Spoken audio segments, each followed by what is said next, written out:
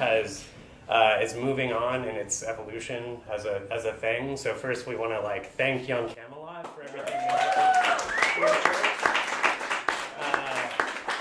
And also I want to thank the Foxhole for having us here tonight. Basically tonight, for our big comeback show, we just wanted to invite everyone that we had been kind of too scared to invite because we love them so much. So that's this entire lineup. So I really hope you enjoy it. There's beers in the back. At the end of the show, Honey Hole Johnson and Chris Lee are gonna play some rock and roll music, so stick around for that. So I'm gonna introduce you to the first act tonight. The first play that we have tonight is Dan Mozurkewich in Anton Chekhov's The Evils of Tobacco, and please enjoy yourself.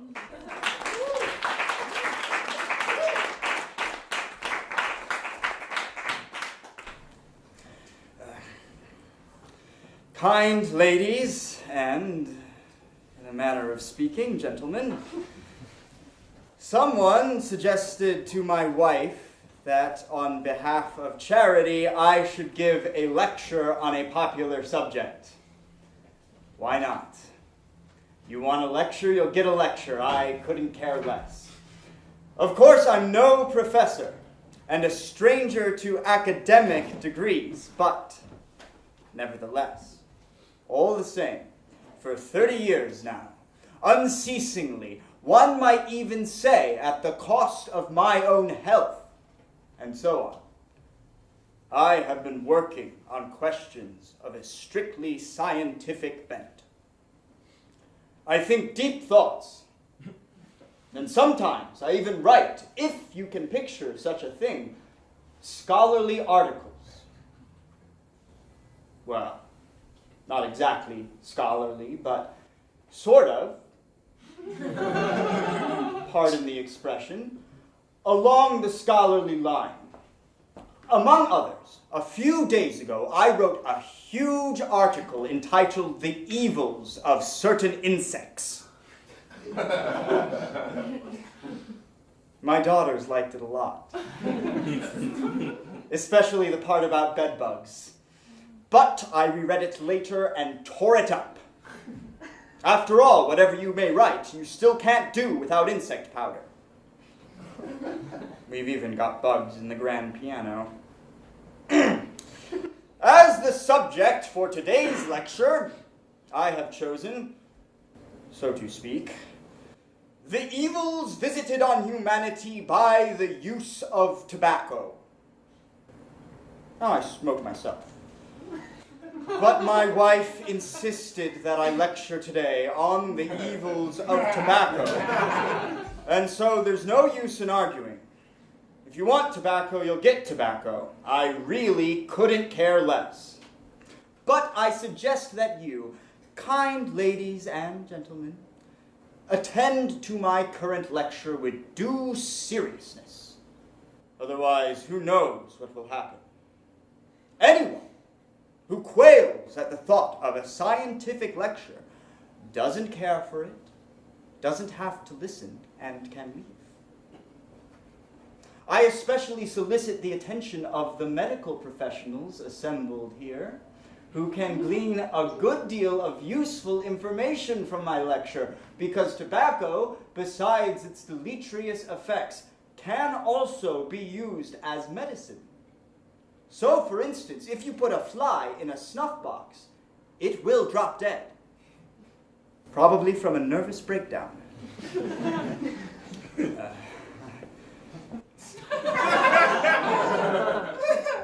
Tobacco is, by and large, a plant.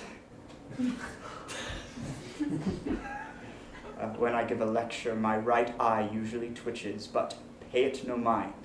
It's just from excitement. I'm a very nervous man, generally speaking, and my eye began to twitch on September the 13th, 1889.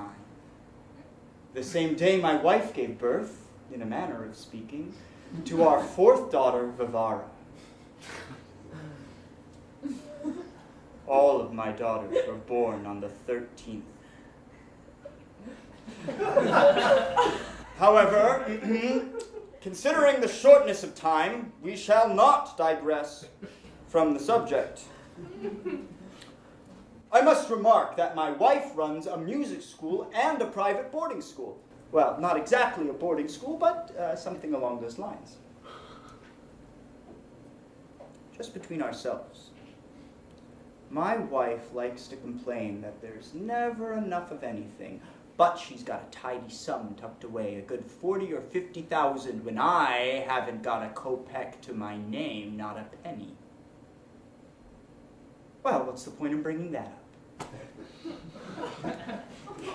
At my wife's boarding school, I'm in charge of the housekeeping department.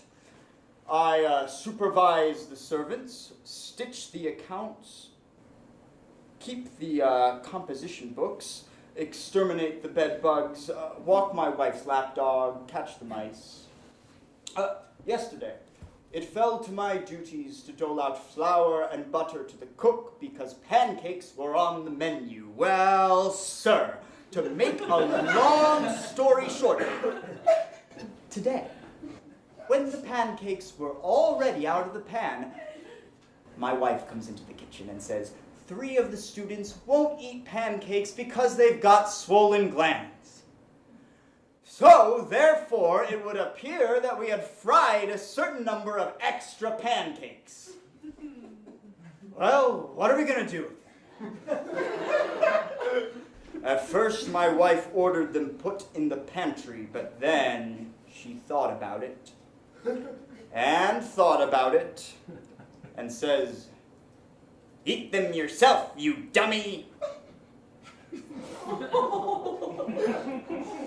When she's in a bad mood, that's the sort of thing she calls me.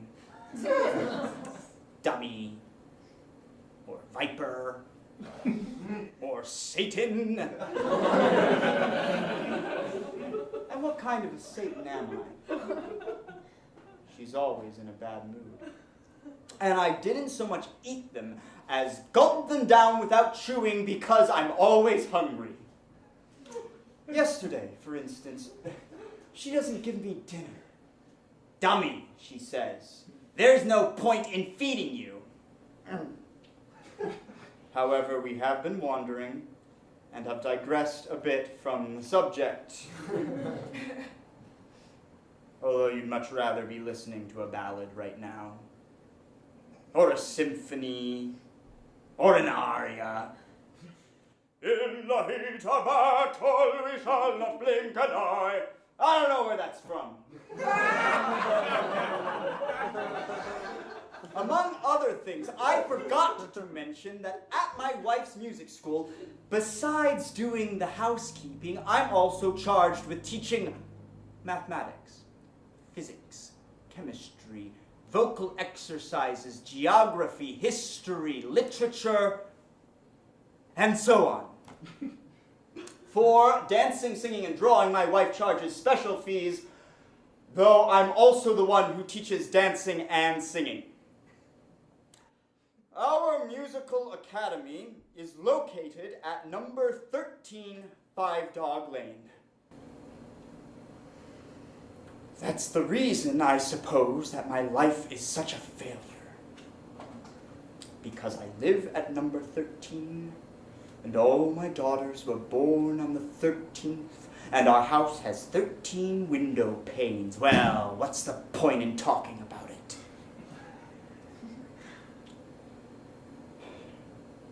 To discuss terms, my wife can be at home at any time, and the curriculum can be purchased from the doorman for 30 kopecks a copy. And I can let you have these. 30 kopecks. Anyone want one? Nobody wants one. 20 kopecks. Annoying, yes. Number 13. Nothing ever works out for me. I've got old. I've got stupid. Here I am, giving a lecture Outwardly, I'm cheerful, but inside, I would like to scream my lungs out or fly somewhere to the ends of the earth. And there's no one to complain to. You just want to break down and cry. You'll say, your daughters. What about my daughters? I talk to them, but they only laugh. My wife has 7 daughters. No, sorry. I think it's 6. 7. The oldest is 27. The youngest, 17. Ladies and gentlemen, I'm unhappy. I've turned into an idiot, a non-entity, but basically you see before you the happiest of fathers. Basically, that's the way it's supposed to be, and I don't dare say anything else. If only you knew. I've lived with my wife for 33 years, and I may say that they were the best years of my life. Well, not exactly the best, but they have flown by, short, like one happy moment. Personally speaking, damn them to hell. However, she isn't here yet. She hasn't come, so I can say whatever I please. I am awfully scared. Scared whenever she looks my way. Yes, here's what I meant to say. My daughters have taken so long to get married. Probably because they're shy, and because no men ever get to see them. My wife doesn't like to throw parties. She doesn't invite anyone to dinner. She's a very stingy, ill-tempered, bitchy lady. And so no one ever calls on us. But I can confide in you a secret. My wife's daughters can be seen on holidays at their aunties. The one who suffers from rheumatism and who wears that yellow dress with the black polka dots as though she were sprinkled with spiders. They serve refreshments there. And when my wife isn't around, you might even get a little... I must remark that I get drunk off a single shot. And it starts to put me in a good mood, and at the same time makes me so depressed that I run out of words. For some reason, I recall the days of my youth. And for some reason, I want to run away. Oh, if you only knew how much I want to run away. Run away. Cast off all this and run away without a backward glance. Where to? It doesn't matter where. Just run away from this shabby, vulgar, despicable life that has turned me into an idiot, that has turned me into an old, pathetic imbecile. To run away from that stupid, vulgar, penny-pinching bitch, my wife, who has made my life a living hell for 33 years. To run away from the music, the kitchen, my wife's money, all that inanity and banality, and come to a halt. Somewhere far, far away in a meadow.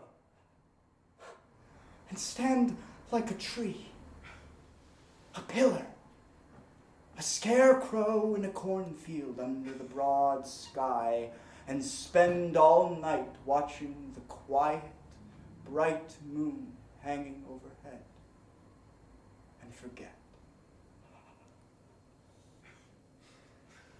Oh, how I'd like to forget it all. How I'd like to tear off this vile old rag of a waistcoat I wore when I walked down the aisle 30 years ago. Take that! And that! I'm old, poor, pathetic, like this tailcoat with its threadbare, shabby backing. And I don't need anything.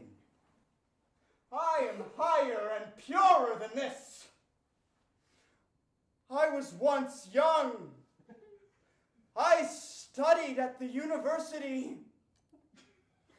I had dreams. I considered myself a human being. Now, I don't need anything. Nothing but peace and quiet. Peace and quiet.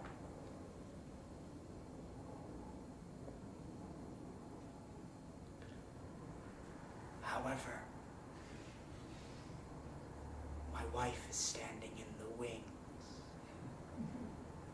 She's arrived and is waiting there for me. If she asks, please, I beg you, tell her that the lecture was,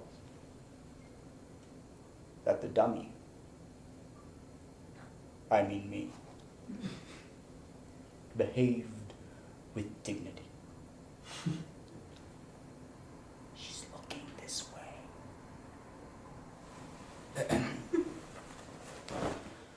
Proceeding from the proposition that tobacco does indeed contain a lethal poison, which I have already discussed. Smoking is wrong, whatever the circumstances.